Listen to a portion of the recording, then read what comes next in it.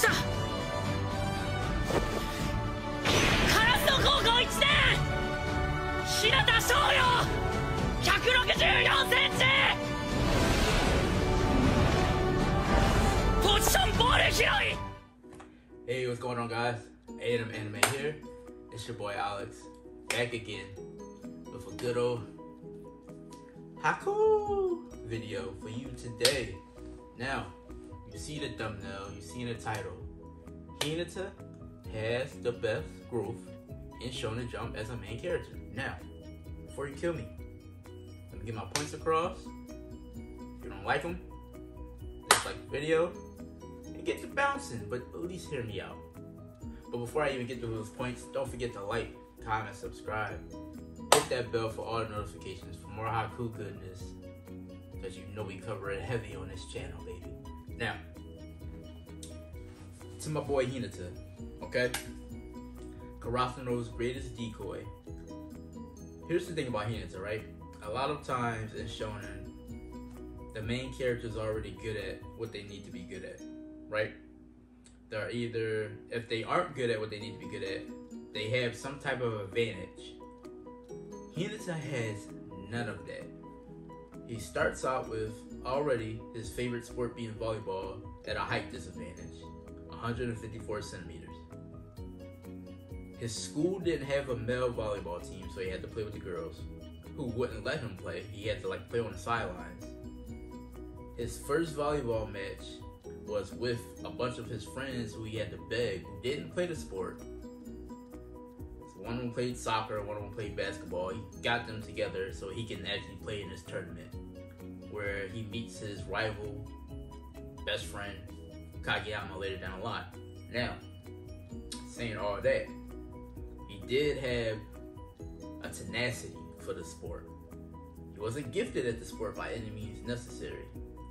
He wasn't any special in regards to anything at the beginning of Haikyuu at all. Hinata Shoyo is an average, below average even, volleyball player.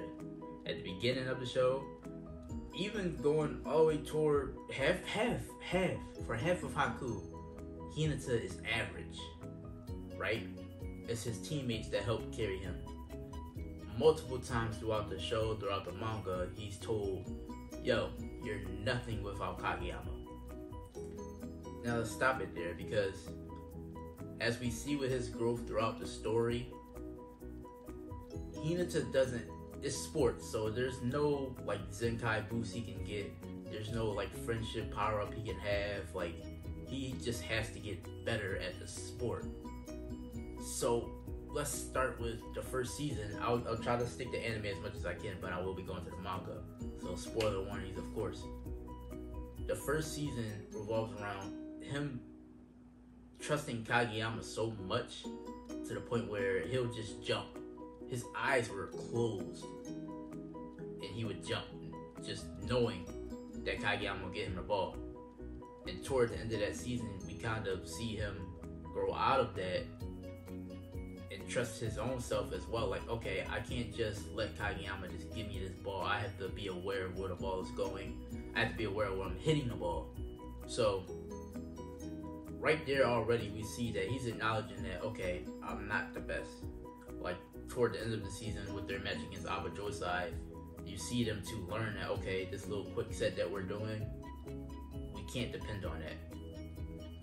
Then we get to season 2, where they have the training camp with all the other schools, and you see Hinata have some type of development where he's so laser focused on spiking and being the ace that he's hindering the team, because he's getting away with Asahi. He's trying to steal his spikes, so they have that little rivalry going on there. So he's not a character that is stagnant. Hinata is far from your perfect shonen protagonist, right? Because you could argue that he's the worst on the team. You can argue that Hinata at that point in time was the worst on the team in overall stats for the game. Because at the end of the day, all he was, okay, I could jump, I could hit. Everybody else was kind of like an all-rounder, even someone like Noya, who was the libero, could do a little bit more, especially in the second season or in the third season where he's libero set. Hinata couldn't do any of that. Couldn't serve, couldn't receive, couldn't set. So all he could do was jump and spike and be a decoy. Then we get to the fourth season, and this is where things really pick up for his character, because Kageyama and Suki, other first years, are all getting sent to these massively boosted camps where they're getting recognized as great players so early on in their careers. And Hinata's left behind. And Kageyama even tells him, like, oh, okay, I'm going on ahead, buddy. And it's like, for him, that's such a hurting moment because he feels like he's been progressing, but he comes to the realization when he sneaks into this camp with Suki that he's not as great as a player as he thought.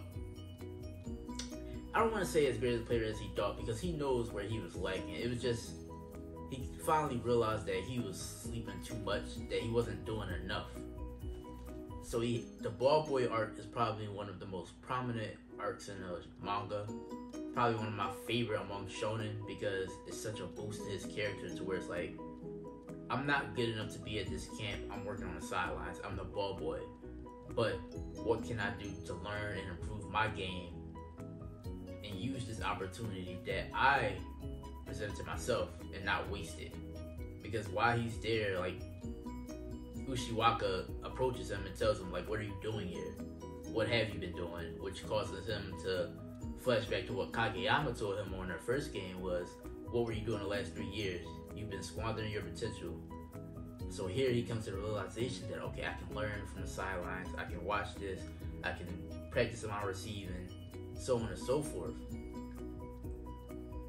Then you see that once we get to nationals, that pays off greatly for his character, because the big moment, which unfortunately with the fourth season with COVID and things like that, the animation wasn't the best. But Hinata's receives like one of the biggest moments in the manga, because up to that build-up point, he was terrible at receiving. It was hitting his body, his head, anything but him actually receiving with his arms was non-existent throughout the entire manga. So now you have this moment in a big, important game where the main character finally, after so long, gets a nice, clean receive. To the point where Kageyama's like, it's so perfect. I'm not telling him, but it's perfect.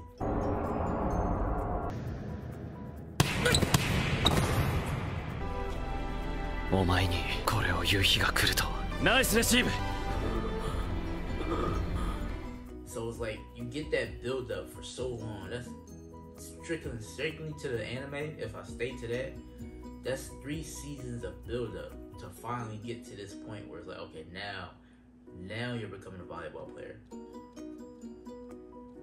And now this is where I'm going into manga territory, because I'm going to skip the Nekoma match. And I'm going to skip the match after that. I'm only going to talk about the end of it. So manga spoilers, of course, if you aren't caught up, skip ahead. I'll leave a timestamp. But there's a point where Hinata's body pretty much gives up on him in their last match in Nationals, and that pretty much is a realization that, okay, you can't just keep jumping and hitting and not take care of your body. He pretty much caught a fever, which cost Karasuno the game, of course, but the bigger picture here was the coach even tell him this is part of volleyball as well. This is something you have to learn. You have to learn to take care of your body. You have to learn to be aware of your state. You can't just ignore it. And that's a moment for him that really hits. It hit for everybody that was reading the manga. It hits for Hinata as a character, and that pushes him to go through, which was the final 2 arcs, the beach volleyball training, and then the final match. And I won't go any more for that. But saying all that to say, his growth in the sport and as a character and his mindset throughout the manga is something you don't see in Shonen. And I think Ferdate deserves a lot of praise for that, because Hinata as a character changes a lot. He acknowledges his downfalls a lot, Like, usually when it comes to shonen and their main characters, they don't change. They don't really go through anything that will make their personalities change or their mindsets change. Like, yeah, a death will happen and they'll be sad for a little bit, but ultimately they're the same character they was at the beginning. Hinata, his mindset for the game of volleyball drastically changed throughout the series, where, and it's highlighted in season 4 as well, where Suga's having a flashback and Hinata's just like, at the beginning, I just want to spike, that's all I care about, I just want to spike. And then you see him in the 4th season where he's so dedicated to trying to block, he's so dedicated to trying to receive, so on and so forth. You see the growth in his character and what he wants to do. His energetic, enthusiastic mindset that's さっきの俺のレシーブ見てない。嘘つけー。じゃあ次取るやつ見てろ。 but his mindset towards the game and how he plays it drastically changes throughout the seasons, drastically changes throughout the manga. So that's where I think it really shines, where Fadate really did a damn good job with all the Karasuno players, but I'm just going to highlight Hinata right now. So that's pretty much where I stand with it, honestly. Please check out Haikyuu. I know it's volleyball, but it's something you want to witness. It's a great cast of characters, a great main character, just a great overall story with no lows, honestly. No lows. 403 chapters of pretty damn good story, man. But let me know what you guys think. Give me a main character you think drastically changed in the comment section. I would like to know.